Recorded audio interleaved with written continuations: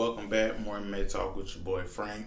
Broken Headset Gang. Gotta get a new one today. But I made a video the other day about the whole Conor McGregor situation, and contrary to popular belief, I never listen to my own videos. Like I say what I said and just be what it is. It's like alright, whatever. But we were talking about the situation this morning, so I just kind of like watched my video back, and I hated it.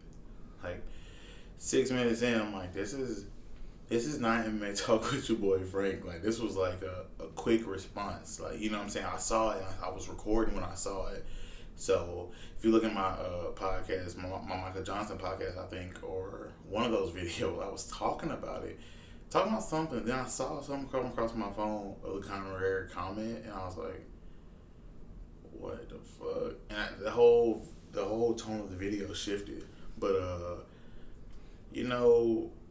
I think what I failed to do is show the grace and forgiveness aspect of the end of it. But so I'm gonna get into it, but I'm still gonna tell you how I feel about the situation, like how I really feel, like even the emotional side of it. But at the same time, at the end, so you can't just be that. It has to be something else, and I feel like that's important in dialogue, especially in this community where a lot of the people, their opinions are so big, like they have these big opinions, and so the writers write a certain way, they never show you the other end of it, and it's like literally that's why I go experts and I talk about these people, because they just give this one harsh side and never look at both sides. A lot of the times I feel like, but Conor McGregor, man, look, it's like this. The comment, the good and evil comment about Khabibs' father who passed. Actually, it was fucked up. It was what it was. And I talk with your boy Frank cusses too much, and he's letting you know it was fucked up. Like fuck no, should he have ever said anything like that? Like that shit was way over the fucking line. And the dialogue about it from you see Dominic Cruz, you see DC, you see Cejudo, you see all these guys, a lot of experts too. They come out and they write these think pieces. The experts write think pieces, but the fighters and the people, they kind of say like he took it too far. Paul Felder, the Dustin Poirier wife comment was too far for him. So it's like lately you've been seeing people say these comments are too far, but I think what frustrates me is this shit been too far.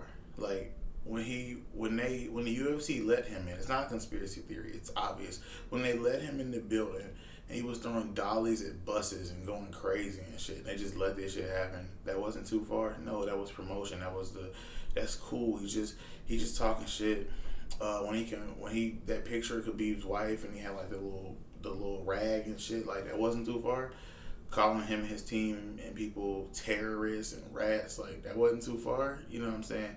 The shit he's talking about beheading RDA in Brazil, that shit wasn't too far. It's been, to me, it's been too far. And that's why I get on here and say this. Like, I don't know Conor McGregor the person, I don't know that nigga at all, but I know the character, and I've always hated the character. Like, I've hated it, and I've got on here a bunch of times look like a hater of him. No, I hate that bullshit. Like, I like trash talking him, man. I like shit talking, that's cool, but he always pushes his envelope, and I hate that shit. Like he's always done shit that's too far. So with this comment, it was another, like, I felt like another thing he did in the list of shit he shouldn't have did. But I think a lot of people were like, no, everything else was cool up to this. And to those people, I feel that because this was so out of bounds that it's hard to compare it to the shit he's done before. Though that shit was too far, it's hard to compare it, because for this motherfucker to do that and to say that, it's like, damn, bro, like,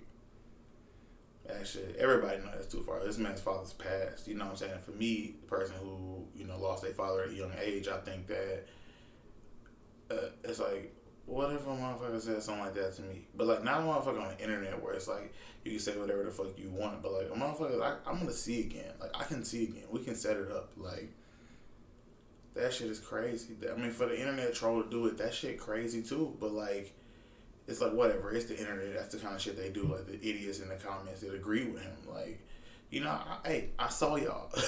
I saw y'all. Because the tweet got deleted or whatever, but I saw the people writing about the tweet and quoting the tweet and talk. Like, I saw y'all. I saw you motherfuckers in 4K. Like, some of y'all think that shit cool, and it's fucking not. But just for him to do this, you know what I'm saying? Like, in hopes of making a fight again, it's just like, bro, it's some bullshit, you know. And I think there is another side of it in the group this morning.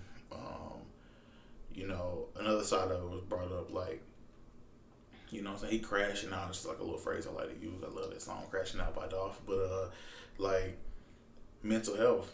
And I was like, oh shoot, I had a joke loaded. I thought we was about to, you know, eat him up. And then, you know what I'm saying, it's like, we started talking about his mental health, and it's like, is he even all there? Is he stable? And to look at that side of it, I think, yeah, like I said before, it's just a list of shit he's done where he been cool with doing, and I felt like this is on brand for him. Like, I feel like this is you on brand. You talk shit, you push it too far, you know what I'm saying? You're upset because you're not the guy anymore. You took some losses in a row in boxing, MMA, like, you know what I'm saying? You had the Cowboy fight, but I mean, Dustin twice, and then off the leg injury, like, you know what I'm saying? People just been kind of seeing you lose, and you're not the guy anymore. And it's like, the humble side of him, you know what I'm saying? Like, that side, like, probably the real him, like, underneath the bravado and all that shit. And not saying he put on no act, because you see when you have that bravado, people think, oh, this is just an act. No, that's part of him. There's another part of him too, not like two sides or like he's covering one side with the other, but like, it's all one man.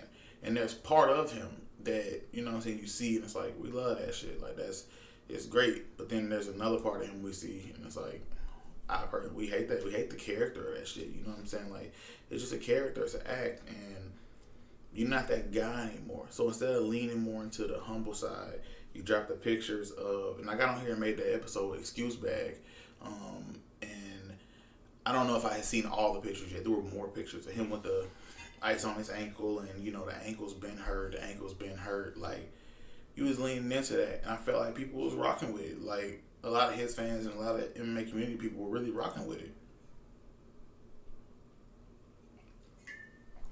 But there was a few tweet and deletes about Khabib and that, and, you know, about Dustin, about everything. You know, it's like he still had this side of him we was seeing, and it's like, it's that shit. You know what I'm saying? It's just, he wasn't the guy, and you would think he would lean more into just the humble and like, hey, I'm a McGregor fast. We're gonna come back. We're gonna rehab this, and we're gonna get right. And I feel like people love that. They love triumphancy, and that should have been the angle the character leaned into more. But, you know, in a bad book, the character always does some bullshit you don't want him to do, and then they start going this way, and it's like he's going this way and going this way and going this way, and he get all the way left, and now it's like, he all the way left now. They feel like this is the point where we can't fuck with it, and it's like, bro, it's been like this. Y'all just kept letting it get further and further. And I left a comment on a YouTube video a few weeks ago. I can't remember the video, but somebody liked it, and it came to my phone a few nights ago, and I was saying, it's been too far. Y'all let him do this, and now it was a Dustin's wife thing. I was like, now y'all upset because he doing this. It's like a kid. Like, if a kid keep doing some shit, and there's no consequences for his actions or his words, eventually he's gonna take it too far. Even if all that shit been too far to some people. And that's like, now all the community speaking out against him, but it's like, y'all let him here. Y'all let him do this. You know what I'm saying? But you know, there's a lot of people that disagree with that. People I respect, like people in my group, you know, in my group chat, they were saying like, nah, I don't agree with that. You know what I'm saying? And back to the mental health aspect, it's like, it seemed like he just spinning out of control. And then, you know, to see him be talking about, you know, this leg gonna make me better, like this happened to me gonna make me stronger, better fighter. It's like, there are a lot of people that could see that and say, hey, his mental health could be in question. You know what I'm saying? Like, you are crashing out. You are going through it. But I I don't. And I don't know. And this is why I said, to wrap up the mental health aspect, we all got shit going on. And we've all crashed out in our way. You know what I'm saying? In some way or another. You know what I'm saying? Like, we've all had shit. And people have seen it and can say, oh, he just fucking tripping. You know what I'm saying? Like, or he this, he that, and not even understand what the fuck you got going on. And as a person who understands that, I said at the end of that, I was like, but if I'm wrong and it's not just part of his character and part of who he is and shit, like, I hope he seek help and I hope he get it and I hope he can, you know what I'm saying, be alright. You know what I'm saying? Because that shit's serious. People don't know me know what the fuck you got going on. You got some real shit going on. So if he got some real, like, mental health shit going on, like, man, I hope he gets some rehab and get right. And I feel like, especially because we've been seeing both these sides, like, he gets on these Twitter rants and we see both these sides. We see the comeback strong and, you know, the ice on the ankle and all this, and then we see the crazy shit he has to delete. It's like, maybe it's all one, and these are like his cries for help, like really showing he needs some help. I could be wrong, like he could just really be looking for help, you know what I'm saying? And if that's the case, I really hope he get that shit, because, you know, I don't know him as a person, but you always, for the people, you always hope that they got some shit going on, they could be helped, you know what I mean? So I feel like that's the other side of it that the first video I made didn't show. Like, the shit's serious. Like, you don't know what the fuck people got going on. You know what I'm saying? You just don't. You don't know what the hell they got going on in their life, and it may look like something to you because you're looking at it from the wrong eyes. So it's like me and me talk to boy Frank. I like to see shit from both sides because the media don't all the time, and the experts don't. Broken headphone, but you know, just looking at it from both sides, I don't know. But I will say, if I didn't say this before, you already know what the fuck going on. Like, the shit he said was too far. Like, that shit, and I'm not even gonna repeat it word for word, because I saw it in my phone. I deleted the picture of it. I'm like, why do I have this shit? It's just some outrageous shit that just shouldn't have been said at all, and that shit was too far. It was too fucking far. Like, and if this shit, and back to, like I said, how I feel about the situation, if this shit really is just all press and like trying to get a fight and this and that, that is some fuckery. And I really hope that this is the point where y'all decide that, you know what I'm saying, y'all are sick of the too much disrespect in MMA, like the over the top shit. Like, you know, the Kevin Lee, Michael Chiesa thing, I got on here and I laughed about it. The shit was crazy, but that shit was disrespectful as fuck, and that shit was just dumb. And it looked all forced. Like, it didn't even look like, you know what I'm saying? Like, it looked like some bullshit. Like, it looked like, you know what I'm saying? And Kevin Lee, people, if they say he's cringe and he's trash talking, they hate him. It's like, that shit was too far. That shit shouldn't happen. You know what I'm saying? Like, and I don't even know if he knew Chiesa would respond like that, but, you know, we eat that shit up, and, you know what I'm saying? The trash talk of I'll beat you, I'm better than you, that shit, that's competitors. Like, but the trash talk of like the shit that's just over the top, if it feels out of bounds, it probably is. But if you grow to accept more shit, you just roll with it. You know what I'm saying? And I'm not saying like I'm not this prude of like, oh, all respecting MMA. People know me in real life. I'm all about the disrespect. The shit make me laugh. Like, I'm disrespectful. You know what I'm saying? Like, I'm all for that shit. Like, y'all heard how I've talked about people on this very platform. I talk about, like, you know, guys I respect, and I respect them as fighters. They'll whoop my ass and all that shit. But when you start to talk about how you feel about them, I can disrespect some motherfuckers on here a bunch of times. I try not to, because that's not the stance I take on most people. Like, it's not like fuck them, but or they suck or no shit like that. But sometimes you just say what you say. Look, oh man, that motherfucker suck. Like, comparative to, you know what I'm saying? So it's like, I feel like trash talk has a lot of people feel like MMA is no place for trash talk. There's a place for trash talk everywhere, but when you go over the top, there's no place for that. And like I said, I hope this is the moment that we all as a community decide that when shit is over the line, we won't sensationalize this shit, and we won't. I hope the UFC won't use that shit for promotion. And like, I hope this is the end of that shit. I hope I mean, there could still be disrespect, like I said, but I hope this is the end of the over the top bullshit to make fights. Hope this is it. Like, I really hope this shit is it. And for the Conor McGregor side of it, I hope that after that I could check right now. You gotta check. Hope after that last deleted tweet shit, I hope that this shit is just done, bro. I hope if he need help, he go get help, and fucking he just stop doing this shit. You know what I'm saying? I hope the shit just stop. Shit is fucking ridiculous. But shit, going into what I even wanted to get on here and talk about before,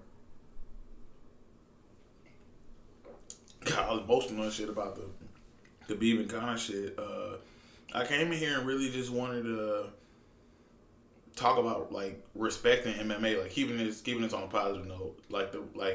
There's a video I think One Championship put up about like most respectful moments, and I seen that and got in my feels, and I was like, man, yeah, like there's a lot of respect in like a man who literally gonna say, all right, I'm gonna sign here, I'm gonna train hard, and we gonna fight each other. Like, we got these rules and shit, but more than likely, I'm gonna try to finish you. Like, I'm gonna go in there and try to like hurt you. Like, I'm coming to hurt you. You coming to hurt me.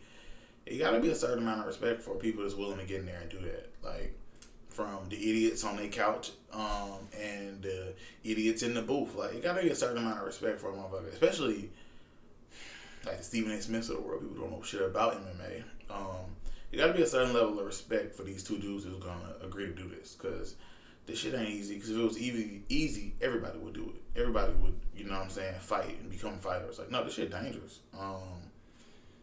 So, you know, we can get kind of caught up in the fanfare of like the trash talk and this guy sucks and man, he outclassed him, so that means this motherfucker's trash, like, and garbage, or he quit, he gave up. Like, we get lost in the fanfare of that shit sometimes, from the fighters talking about each other, or just the fighters talking about it in general. Like, we get kind of caught up in that, and I feel like this is where, and I say this all the time, I'm not a journalist. Like, I'm not a trained journalist. I mean, do I know about journalism? Sure. But I'm not a journalist. So when I say this, understand that I ain't even talking about the idiots like me who just get on YouTube and talk. I'm talking about the experts. That's why this experts concept even came up months ago. Like, there has to be a journalistic integrity. Y'all can get your dictionary.com out, look up what integrity means, and then look up journalistic integrity. And there needs to be some of that. You know, I watched the press conference, which, you know, I mean, this is Saturday morning. It's a fight tonight, UFC 265. Rarely do I record on Saturday mornings. But, you know, shit, here we are. And I watched the pre-fight, you know, like, conference show. You know, they gotta do a show. Gotta put on a show for you. And I thought it was funny. Like, Julia Pena, she got up to ask the question, hey, where's Amanda? Like, I thought that was pretty cool. That was a cool moment. I kind of hate the bigger ones where they kind of let too many fans and shit get up to the mic and ask questions and they say wild shit. I'm glad they're kind of going away from that. They used to do it a lot, and I hated it, and I still hate it. And in this one, I hated how, like, you could hear all the people in the back yelling crazy shit. Like, thank God it wasn't like no Conor fight or anything, like, and it was in Vegas, because them people come out and go fucking stupid. But, you know,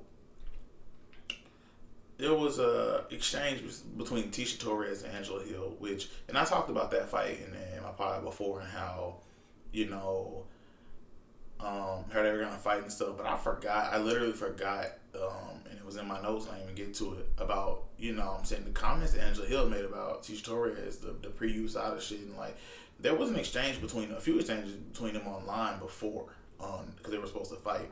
But it was so long, 7 years ago. Who remembers that shit? Like, you know what I'm saying? And I found it, wrote it down, and still didn't talk about it. But no, there was a like exchange between those two, and I think there was like a there was I don't think there was a disdain, but there was like um Tisha felt disrespected by like, what do you mean pre-USADA? I haven't won this and that, and you know what I'm saying. Angela Hill says, "Oh, people you train with said that you blah blah." You know what I'm saying, and she made some comments, and that exchange should have never happened. Journalistic integrity, y'all. Whoever asked the question, 'cause I'm not gonna say his name, because I don't give a fuck. But he asked about the tension between them, and you literally see him egg it on. He has another question. He eggs it on and eggs it on. And Derek Lewis got on the mic and said, "You started that, blah blah." He said some uncle shit. You know what I'm saying? And we kind of laughed it off, but no, fuck that. Like the journalist, he literally just egged it on and egged it on, egged it on until like they were like, "Hey, now it's a real tension. Now it's like real spice up here on the stage." And you know, when I saw them face off, I really appreciated the fact that they still shook hands. You know what I'm saying? It was no like face off, and she was talking to each other. It was just like, it was looking at each other like, "Oh boy, I'm about to beat your ass." Like, you know what I'm saying? It was still like that tension, but it wasn't like, it didn't seem like it was gonna be like Dan has to get in the middle and it's just like this advanced disrespect. You know what I'm saying? Like, I really appreciated that moment between them, because you know, these journalists, he literally pushed it and pushed it and pushed it and pushed it all the way. He pushed it all the way to the limit, hoping that he was gonna get some type of big response from them, and that they would have to be broken up, and it could be this big sensationalized story. And no, there was still respect. And even when they weighed in again, and I'm just seeing this. I wanted to see this to look this up. Even when they weighed in again and they did a weigh-in face-off, still shake hands, pat back, walk down the same set of steps. I really appreciate that.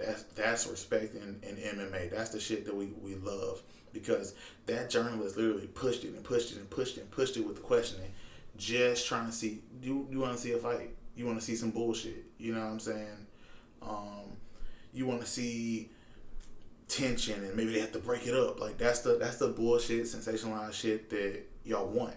You know what I mean? And it's horse shit. It's no integrity in that. Like, that shit was so lame. Like, that shit was lame as fuck, and that's where we at with it. And no one says anything about it. No one gives a fuck. So when it finally boils over, goes too far, somebody says something too far, then it's like, oh damn, this person's going too far. Well, how about we fucking hold each other accountable and hold the journalists accountable for fucking doing that. Like, Derek Lewis stepping in and like they kind of laughed it off. You know what I'm saying? But that shit, that literally should have never happened. It shouldn't have been like that. You know what I'm saying? But there's no. This is what y'all want. Y'all want the sensationalized shit. So, but it's real frustrating, man. It's bullshit, you know. But it's like, I guess it just is what it is. Like, you know what I'm saying? And you see people like Derek Lewis, like, that's a real motherfucker. Like, he's real. He appears to be real. You know what I'm saying? Like, and I'm trying to think of some other people, like the Diaz brothers. Like, they're guys that seem to be, they seem authentic. You know what I'm saying? And you see, they don't get caught up in the bullshit, and they literally end up getting into it with people, or they say something to people that be about the bullshit. Brendan Schaub, Nate Diaz thing. Just there's a lot of examples of people that be on the bullshit, and you see they get into exchanges, and people, they call them out, like, "Hey, you on the bullshit." And for journalists, I feel like there's none of that. No one ever says, "Hey, y'all on the bullshit." Like, all these publications and fucking experts get to say whatever they want, and they never get called on it. You know what I'm saying? No one ever says, "Hey, you on the bullshit."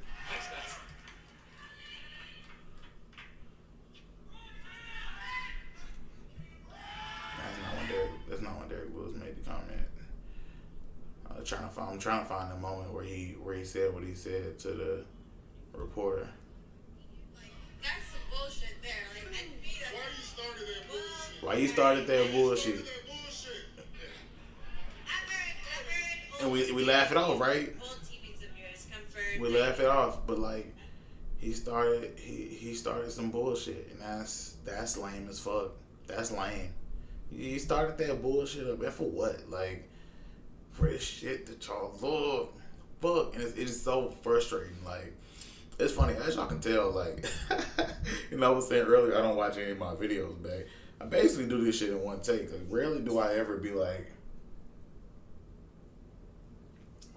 hey, I need to do another take. I think in my last video, what happened was my camera was acting up, so it's two videos, and it's like I didn't even try to like edit it to make it seem like it was all in one.